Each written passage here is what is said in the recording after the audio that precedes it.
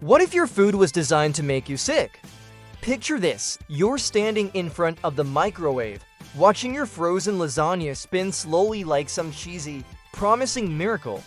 The smell fills the room, warm, nostalgic, oddly comforting. And just as you're about to dig in, a strange question pops into your head. What if this food wasn't made to nourish you, but to make you sick? I know, sounds like a conspiracy theory straight out of a late-night Reddit thread. But hang on, before you roll your eyes and bite into that molten cheese brick, let's talk.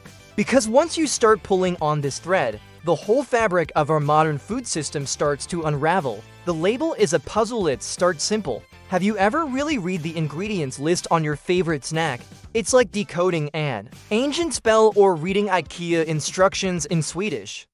Sodium tripolithosphate, monosodium glutamate, nature identical flavoring, whatever that means. If you need a chemist and a Latin dictionary to understand your food, something's definitely off. Thing is, this isn't by accident. Big food companies spend millions, no, billions, researching how to make you crave their product. We're not talking about cooking here, we're talking about emotional engineering. Strategic crunch, seductive colors, addictive textures.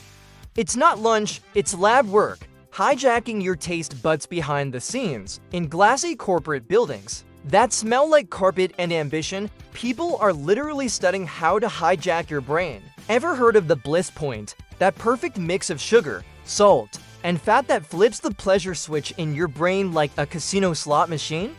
Yeah, that's not grandma's secret recipe, that's psychological warfare. You think you're making a choice when you grab that pack of cookies, but the truth is, the choice was already made for you, carefully planned, extensively tested, profit-optimized. Junk food isn't the problem. Everything has become junk food. From fast food to fast illness, fast food is like that charming date who seems perfect until you realize the only text at 2 a.m. can ruin your credit score. Many of these ultra-processed foods are loaded with inflammatory ingredients, refined vegetable oils, high fructose corn syrup, mysterious preservatives that sound like Wi-Fi passwords. And we're surprised when the doctor hands us diagnoses like autoimmune disorders, type 2 diabetes, metabolic syndrome, global scale obesity, and all that comes wrapped in a cute box with a heart on it. Whispering, made with love, the study. They didn't want you to read. There's research out there, yeah, the kind that doesn't make it to your feed, revealing that many food additives are approved based on studies ... funded by the companies that sell the product. That's like letting the fox write the rulebook for the chicken coop. Agencies like the FDA and its European and even Norwegian counterparts do what they can, but the corporate pressure, it's heftig Norwegian for intense. So what ends up on your plate is often what companies are allowed to push, not what's best for your health. So, what now?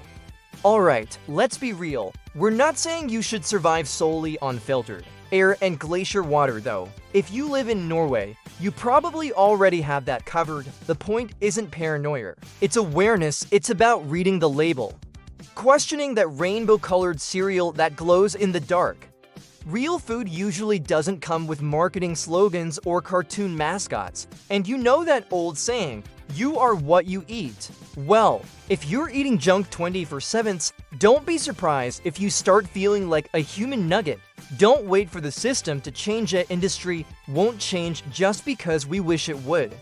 It changes when it hits them where it hurts, the wallet. Every purchase is a vote. If we keep voting for ultra-processed, flavor-engineered, profit-first food, guess what stays on the shelf? But when we start demanding better, real, honest, transparent food, the market listens. That's how revolutions start. Quiet, bite by bite. The uncomfortable truth is the hard truth. Selling sickness is just more profitable than selling health. It's not just about food, it's about culture. We've built a system where emotions are medicated with snacks. You're sad, eat a donut. You're happy, eat pizza. Stressed?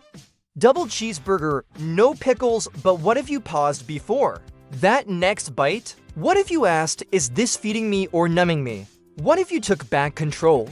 You don't need to be a quinoa monk. Look, No one's asking you to become an organic monk living off quinoa and moonlight, especially not in winter. It's dark by 3 p.m. up here, but you can find balance.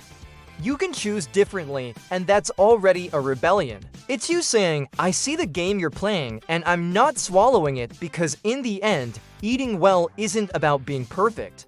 It's about being aware. It's about not letting a bacon-flavored, cheese-stuffed lie decide how you live. If reading this made you hesitate before slurping that neon orange instant noodle, then hey, mission accomplished.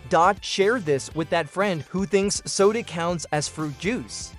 Comment with the weirdest ingredient you've ever seen on a label. And remember, if your snack has a longer shelf life than some marriages, maybe it's not really food.